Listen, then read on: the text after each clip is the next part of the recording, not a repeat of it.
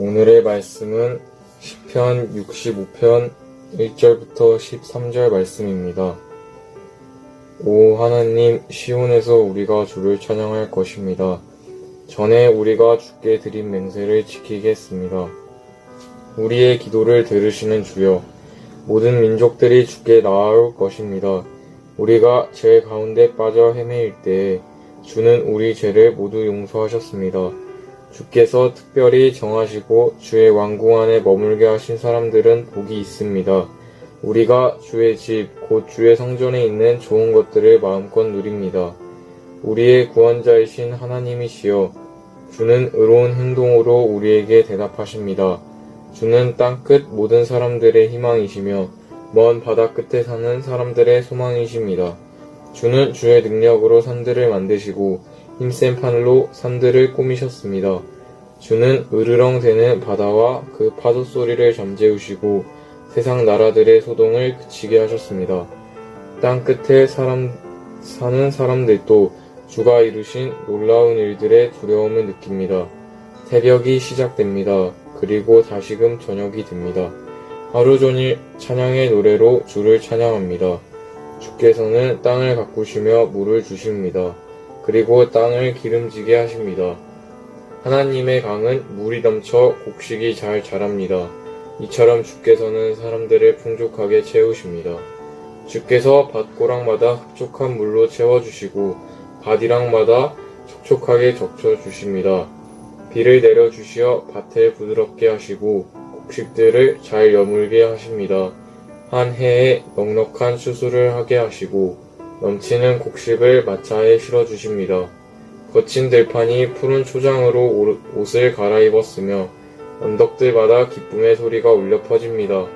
들판에는 양떼가 가득하며 골짜기마다 곡식으로 덮여 있습니다. 기쁨의 노래가 온 하늘에 메아리 칩니다. 아멘.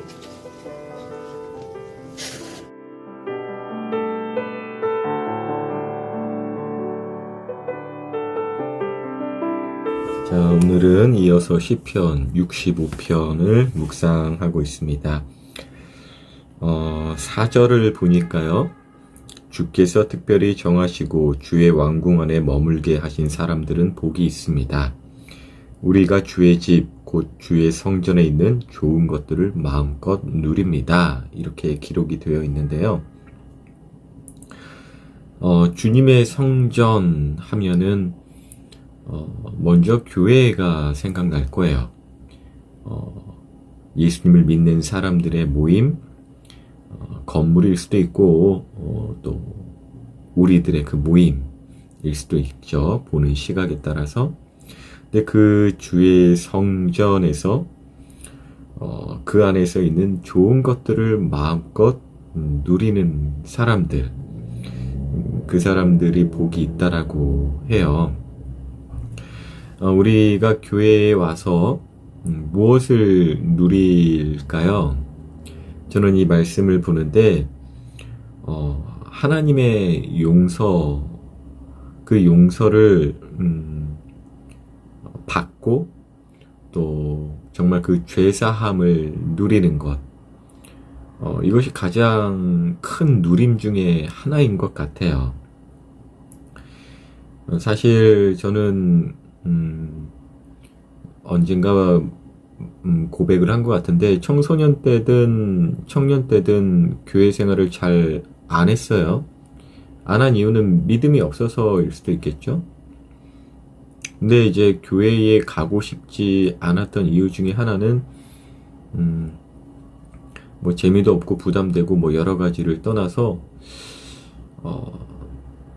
이렇게 부족한 나를 받아줄 수 있을까? 또 죄를 짓고 나서 교회를 간다는 것이 참 쉽지 않게 느껴졌거든요. 그런데 사실 교회는 예수님의 몸이라고 하잖아요. 그리고 예수님을 믿는 사람들의 모임입니다.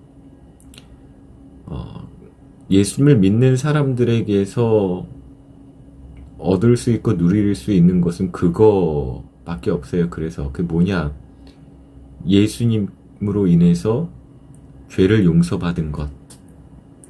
그래서 내가 용서를 받은 그 은혜가 있기 때문에 남들의 어떤 허물이나 실수, 죄악들을 용서해 줄 수 있는 것이죠.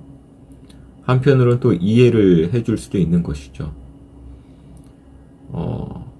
이것을 누리는 것이 교회 공동체에서 얻어지는 좋은 것이라고 저는 생각이 들어요. 어떤 삶의 지혜를 얻고 또 혹은 좋은 사람들을 만나고 그런 것도 있긴 하겠지만 교회에서 주님의 성전에서 마음껏 누려야만 하는 것은 바로 용서 그리고 용납이라는 것이죠. 세상은 가질 수 없는 것이죠. 세상에서는 누릴 수 없는 것이죠. 우리 친구들이나 저나 교회를 올 때 오늘 그 큐티 제목에 나와 있는 것처럼 참 좋으신 하나님이라는 것, 그래서 나의 죄를 이미 아셔서 너 왜 이런 죄를 지었어? 이렇게 지적을 하시는 게 아니라 우리가 죄를 짓기도 전부터 먼저 용서하시려는 그 작정과 예정이 있으셨다라는 것. 예수님의 그 십자가 사역은 정말 우리가 창조되기도 전부터 있었던 하나님의 마음이었거든요. 그리고 그 사랑을, 그 용납을, 그 용서를 받은 사람들이 모인 곳이 교회이기 때문에 어느 누구라도 용서를 할 수 있고 용납을 할 준비가 되어 있다라는 것이죠. 우리 친구들 특별히 청소년들이기 때문에 어른들로부터 어떤 지적을 받거나 혼나거나 또 하나님께 또 그런 지적을 받거나 혼나는 그것에 너무나 많은 좀 경험과 기억이 있다면 교회가 엄한 곳으로 느껴져서 정말 교회에 오는 것 자체가 스트레스가 될 수도 있거든요. 근데 교회에서는 마음껏 용납받고 사람들로부터 또 무엇보다도 하나님으로부터 받아들여졌다는 것을 누려야 한다는 것입니다. 사실 이것이 저는 오늘 본문 4절을 묵상하면서 복 중에 복이다라는 생각이 들었어요. 그리고 넓게 보면은 교회만 주의 성전이 아니겠죠? 이 세상 모든 것, 그 모든 시간들, 모든 공간들이 하나님의 것입니다. 그래서 이제 시편의 시인은 5절부터 13절까지 세상의 어떠한 그 하루, 시간, 그리고 세상의 어떠한 장소들, 정말 땅 끝까지 모든 그 공간과 시간에서 하나님의 성전임을 드러내요.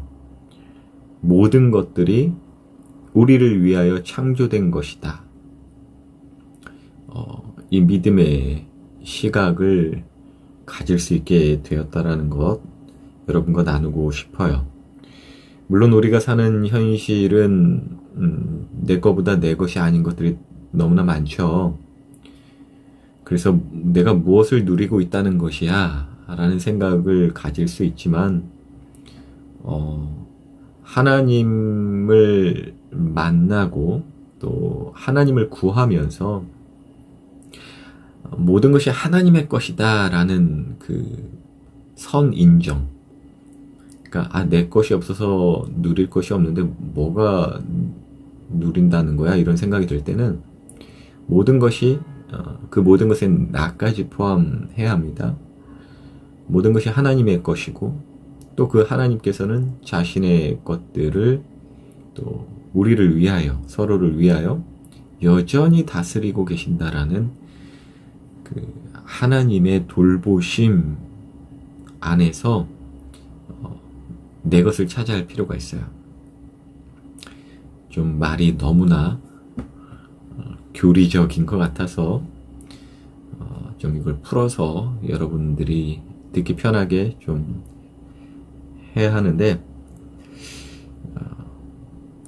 우리의 것, 내 것이 없음을 느껴질 때에는 하나님께서 하나님의 것으로 나를 돌보신다라는 마음을 가지라는 이야기예요. 실제 그래요. 내 것 없어요. 내가 창조하고 내가 뭐 태양을 만들었나? 전혀 없죠. 하지만 모든 것이 하나님의 것이에요. 근데 그 하나님은 하나님의 것으로 나를 돌보고 계신다는 것이에요. 그 유익, 그 누려지는 유익을 우리에게 허락하셨다라는 것이죠. 참 좋으신 하나님, 오늘 그 제목대로 함께 나눠봤고요. 4절을 중심으로 한번 나눠봤는데, 그것을 이제 개역개정 성경으로 한번 읽어볼게요. 주께서 택하시고 가까이 오게 하사 주의 뜰에 살게 하신 사람은 복이 있나이다. 우리가 주의 집 곧 주의 성전의 아름다움으로 만족하리라. 주님의 성전, 이 모든 세상이 하나님의 것이라는 것을 믿는 자는 또 그 하나님의 뜻대로 창조된 것들이 곧 나를 돌보시는 그 하나님의 사랑임을, 그 하나님의 아름다우심을 볼 수 있다는 것이고, 그럴 때 참 만족을 얻게 된다는 것입니다.